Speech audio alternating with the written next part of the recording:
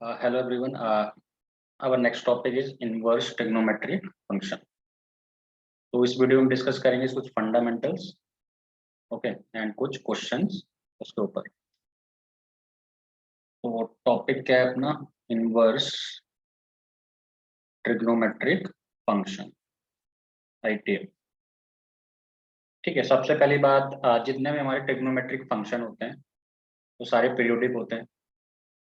Sine x है, cos x है, tan x है।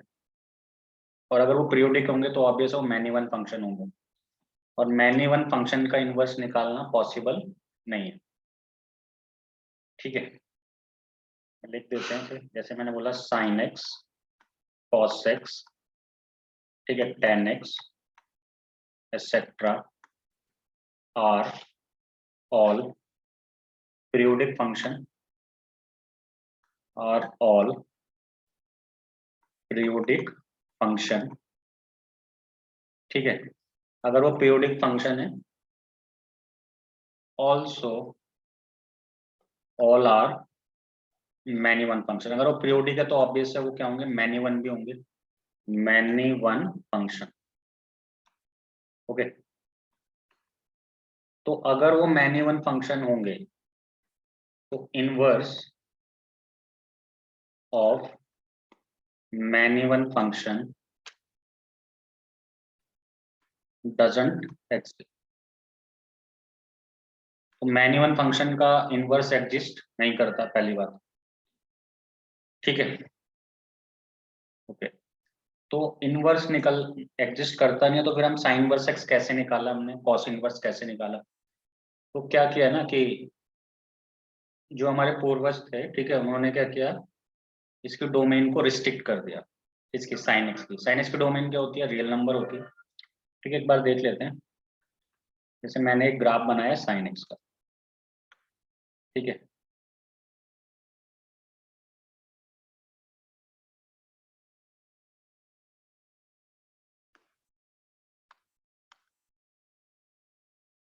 मान लेते हैं ये है 1 मैक्सिमम वैल्यू और ये है मिनिमम वैल्यू -1।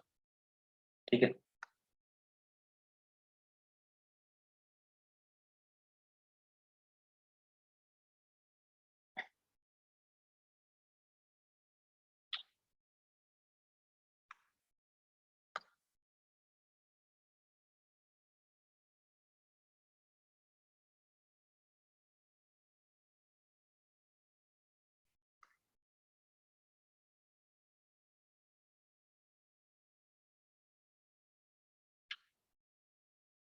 तो आपको पता है साइन एक्स का ग्राफ कैसे होता है? ये 0 है, ये पाई है, ये 2 पाई है, ये -पाई है, ये -2 पाई है।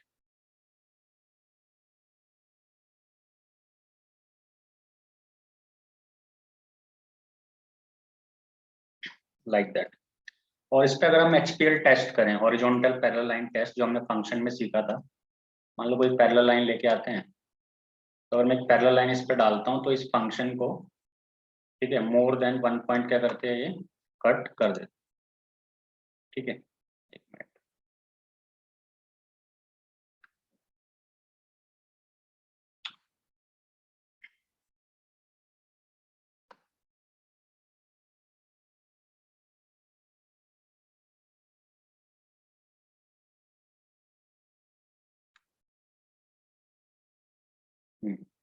तो इसने फंक्शन को देखो एक से ज्यादा पॉइंट पर कट कर दे, यहाँ पे भी, यहाँ पे भी, यहाँ पे भी, तो ये मैनी वन फंक्शन बन गया।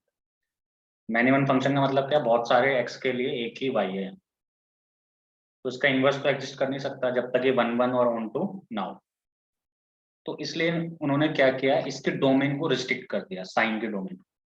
ठीक है, उन्होंने क्या किया, देखो ये क्या है, π/2 है, यहाँ पे ये वाला पॉइंट, और ये पॉइंट कितना है, -π/2। तो ये वाला जो पोर्शन है, ये वाली जो ब्रांच है, देखो जो मैं ब्लू कर रहा हूँ, ये वाली जो ब्रांच है साइन इनवर्स एक्स की। तो अगर मैं रिस्ट्रिक्ट कर दूं इसके डोमेन को -π/2 से π/2, तो अगर आप इस पे हॉरिजॉन्टल पैरेलल लाइन टेस्ट करोगे तो एक ही बार कट करेगा ये इस ग्राफ को, तो ये 1 1 हो जाएगा, और ऑन टू ये है ही। ठीक है, तो फिर हम इसका इनवर्स फाइंड कर सकते हैं। ठीक है, अब कोई बोल सकता है जरूरी थोड़ी ना ये वाली ब्रांच हम ले, ब्रांच तो हम ये भी ले सकते हैं, ये पॉइंट कितना है 3/2 और ये पॉइंट कितना है 5/2। मैंने कहा बिल्कुल ले सकते हैं ये वाली ब्रांच, तो भी तो 1 1 है, तो फिर यही क्यों किया। तो उन्होंने डिसाइड कर दिया कि इसको ही लेते हैं, बार बार वैल्यूज को डिफ्रेंशिएट नहीं करते, कोई ये ले रहा है कोई वो ले रहा है। तो उन्होंने को कह दिया कि ये इसके डोमेन है -π/2 से, मतलब इसकी रेंज है -π/2 से π/2, ठीक है, किसकी साइन इनवर्स एक्स की, ठीक है।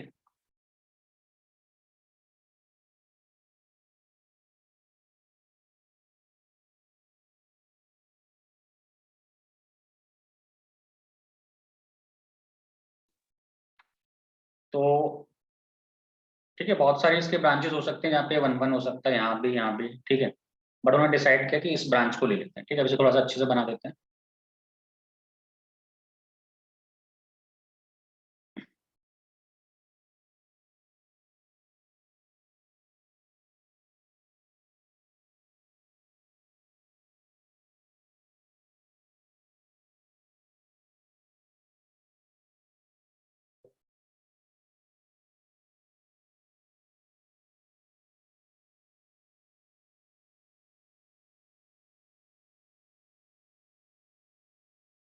ठीक है, तो ये हो गया अपना 0, और यहाँ पे उसने ले लिया π/2 और यहाँ पे ले लिया -π/2, तो ये वाला पॉइंट और ये वाला।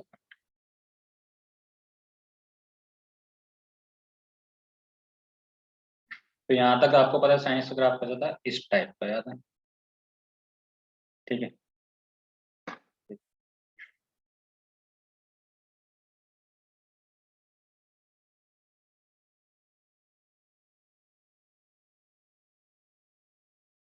इस टाइप का था, थोड़ा सा नीचे से ले लेते हैं,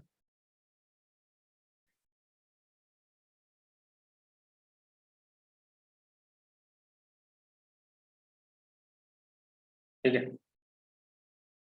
तो इस केस में देखो ये फंक्शन क्या है, 1 1 है, साइन एक्स का फंक्शन है अभी, ठीक है, याद रखना है उसका फंक्शन नहीं है, थोड़ा सा मतलब बेस्ट, ठीक है, इसको बनाओ ऐसे आप बेटर है, ऐसे करके बनाओ एक ये और यहाँ से एक, ठीक है। तो ग्राफ तो अभी किसका है, y इक्वल टू, जो रेड वाला ग्राफ है ना, ये y इक्वल टू साइन इसका ग्राफ है, बट इसके डोमेन को मैंने रिस्ट्रिक्ट कर दिया है -π/2 से π/2, अभी 1 1 है, तो इसका इन्वर्स निकालना बहुत ईजी है। अब देखो इन्वर्स कैसे निकालेंगे, जो साइन इनवर्स एक्स का ग्राफ कैसे बनाएंगे, उसके लिए एक इंपॉर्टेंट पॉइंट है, किसी भी फंक्शन के इन्वर्स का ग्राफ बनाना है ट्रिग्नोमेट्री में, तो आप क्या करो, एक पहले y equal to x line को खींच लो, ये y equal to x line है, ये वाले,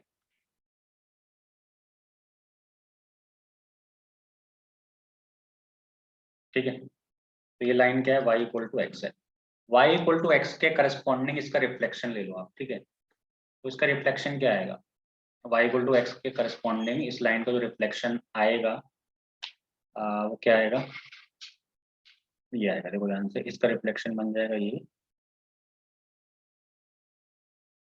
और इसका रिफ्लेक्शन बन जाएगा ये, ठीक है।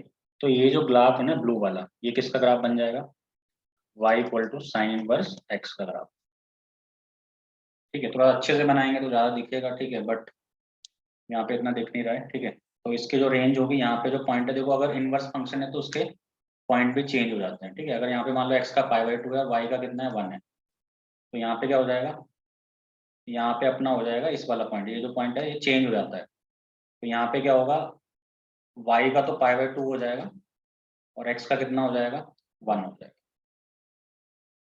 इस पे अगर हम पॉइंट को सर्च करें यहाँ पे तो कहीं, ठीक है।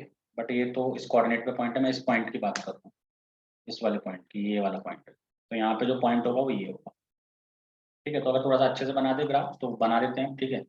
y equal to sine verse x का इतना आपको समझ आ गया होगा, ठीक है। उसका ग्राफ बेटा बनता है ऐसे, देखो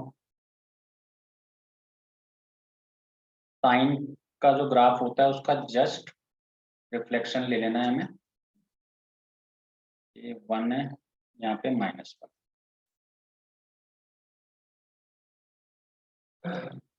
तो ये बन गया आपका ग्राफ साइन एक्स का, ये इस टाइप का, ठीक है। ओके, तो ये समझ आ गया आपको, ठीक है। अब हम लिख लेते हैं फंक्शन की डोमेन और रेंज। ठीक है, तो मैंने क्या बोला, कर्टेल कर देते हैं इसकी डोमेन को, फिर इसका इनवर्स हम निकाल लेते हैं। ठीक है, तो इस पॉइंट को लिखना चाहो लिख सकते हो। ठीक है, नोट डाल के,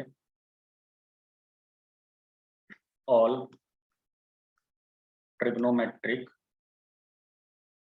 functions are not bijective. Bijective का मतलब है 1 1 plus onto, 1 1 plus onto को ही बाइजेक्टिव बोलते हैं। ठीक है, ये बाइजेक्टिव होते नहीं, तो बाइजेक्टिव नहीं होंगे तो इनवर्स भी निकाल पाएंगे।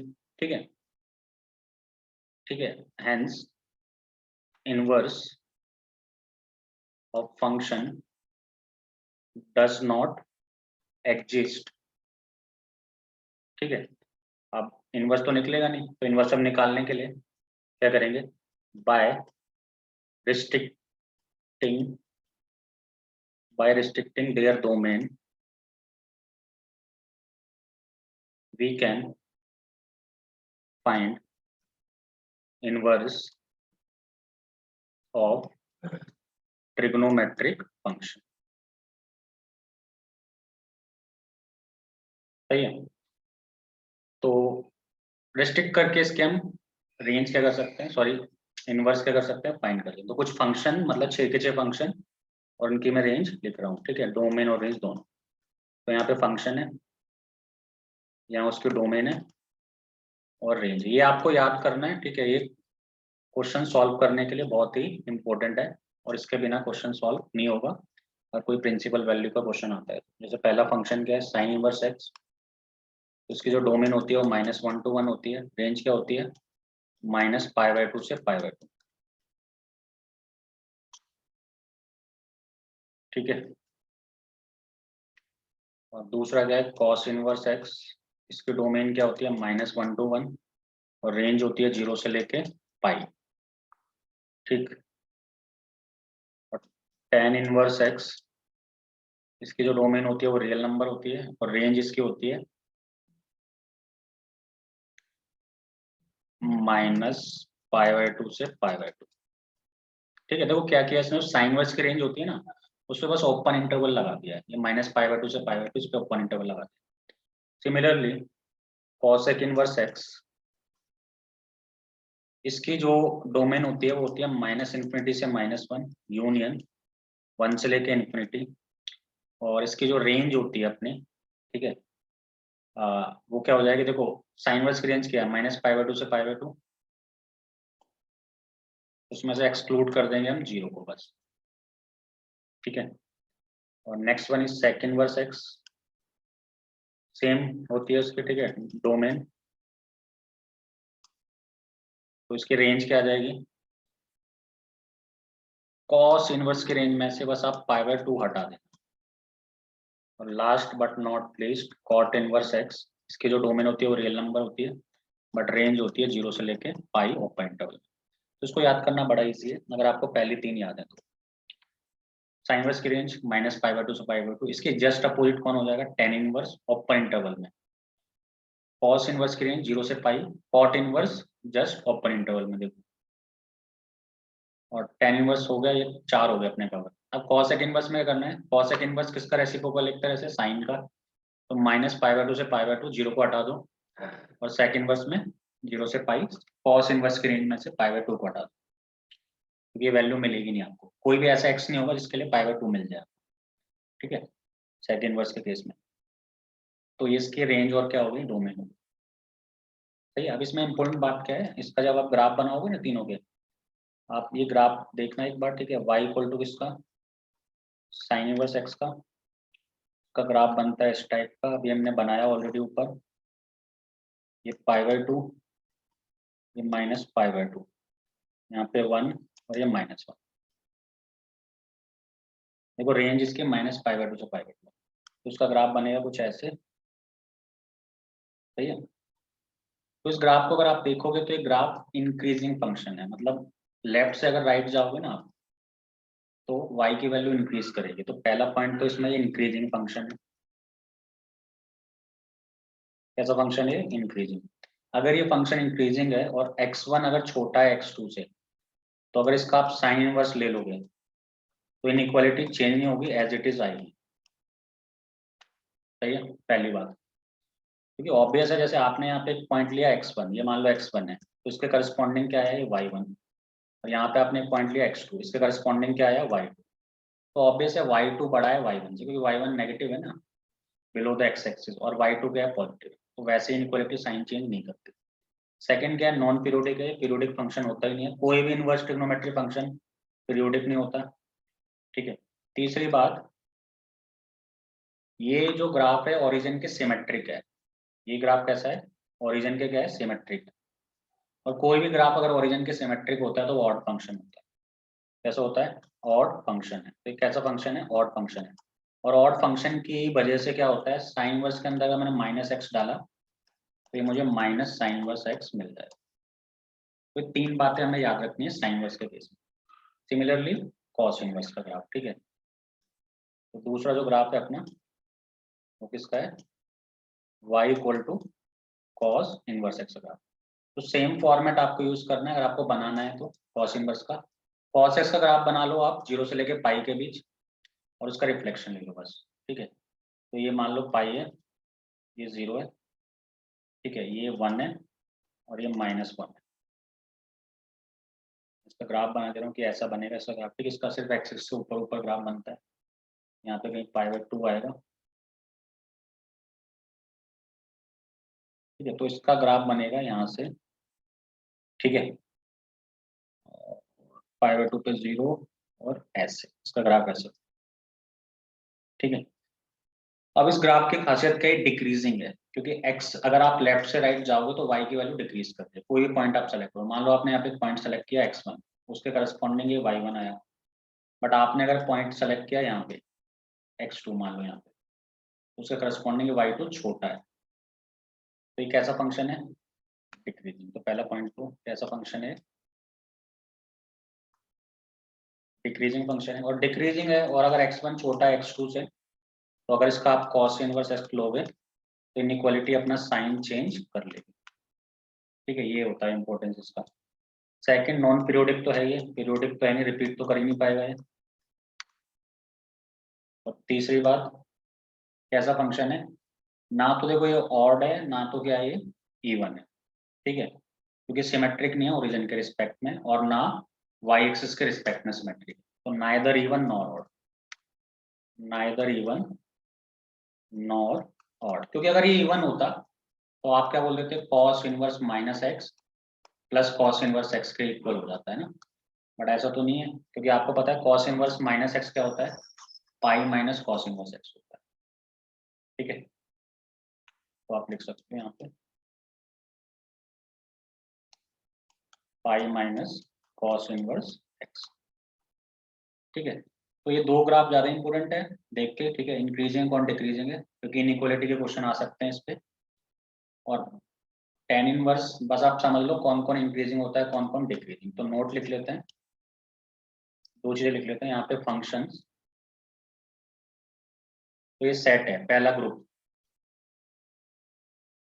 इसमें sign inverse x, tan inverse x और सेक इनवर्स एक्स, ये सारे के सारे फंक्शन इंक्रीजिंग होते हैं। कैसे फंक्शन होते हैं, इंक्रीजिंग। और ग्रुप ये ए मान लो, एक ग्रुप बी है अपना, ग्रुप क्या है, B. Cot inverse x, cos inverse x और कॉसेक इनवर्स एक्स, ये डिक्रीजिंग फंक्शन है। ठीक है, तो ये आप याद रखना। और एक चीज और कर लेते हैं इसमें, क्या, एक नोट और डाल देते हैं। देखो, जनरली जो ट्रिग्नो आईटीएफ होता है ना, वो तीन ही क्वाड्रेंट में लाई करता है। जो आईटीएफ फंक्शन होते हैं तीन ही क्वाड्रेंट में लाई करते हैं, या तो कौन कौन से में लाई करते हैं, फर्स्ट में, सेकंड में और फोर्थ में। थर्ड क्वाड्रेंट में कोई भी ट्रिग्नोमेट्री फंक्शन आईटीएफ नहीं होता, ट्रिग्नोमेट्री नहीं, आईटीएफ। क्यों, क्योंकि हर एक आईटीएफ या तो प्लस होगा या फिर क्या होगा, माइनस होगा, तो सब कवर हो जाता है। अब पहले की मैं बात करता हूँ साइन इनवर्स एक्स, वो फर्स्ट में भी लाई करेगा। देखो फर्स्ट में तो सब लाई करते हैं 6 के 6, कॉस सेक, सेक और कॉट, सबके सब फर्स्ट में तो लाई करेंगे करेंगे, तो कॉमन है। अब सेकंड में कौन कौन लाई करेगा, देखो साइन प्लस आ गया कहाँ पे, फर्स्ट क्वाड्रेंट में, तो माइनस कहाँ पे आएगा, सेकंड में आएगा ऑब्वियस है। तो यानी जो साइन वर्स है फर्स्ट में भी लाई करेगा और सेकंड में भी लाई करेगा। सिमिलरली कॉस क्या आ गया, फर्स्ट में पॉजिटिव आ जाएगा बट सेकंड में उसे नेगेटिव होना है, तो ये सॉरी साइन वर्स है फोर्थ में नेगेटिव आएगा, सेकंड में तो पॉजिटिव होता है ना, तो यानी वो यहाँ पे आ जाएगा नीचे वाले। कॉस इनवर्स आएगा सेकंड में नेगेटिव, इसलिए से यहाँ पे लिख दिया कॉस इनवर्स। तो देखो हर एक को प्लस माइनस होना है, तो साइन भी एक बार प्लस हो गया फर्स्ट में, फोर्थ में माइनस हो गया। कॉस फर्स्ट में पॉजिटिव हो गया, सेकंड में नेगेटिव हो गया। सिमिलरली टेन की बात, तो टेन फोर्थ में आ जाएगा, फर्स्ट में तो आई वो और फोर्थ में हो जाएगा। अब कॉसेक किसमें, फर्स्ट में आ गया पॉजिटिव है, किसमें आ जाएगा, फोर्थ में आ जाएगा नेगेटिव हो जाएगा, कवर कर लेगा अपने आप, ठीक है। और अब सेक सेकंड में आ जाएगा नेगेटिव होने के लिए, क्योंकि पॉजिटिव ऑलरेडी है। अब बचा कौन, कॉट फर्स्ट में पॉजिटिव सेकंड में नेगेटिव, सब कवर हो जाएंगे। तो याद रखना तीन ही में लाई करता है, फर्स्ट में और सेकंड में और फोर्थ, ठीक है। तो ये हमें क्या करना है, थोड़ा सा लर्न करना है रेंज डोमेन, और इस पे हम क्वेश्चंस ट्राई करेंगे प्रिंसिपल वैल्यूज के, ओके।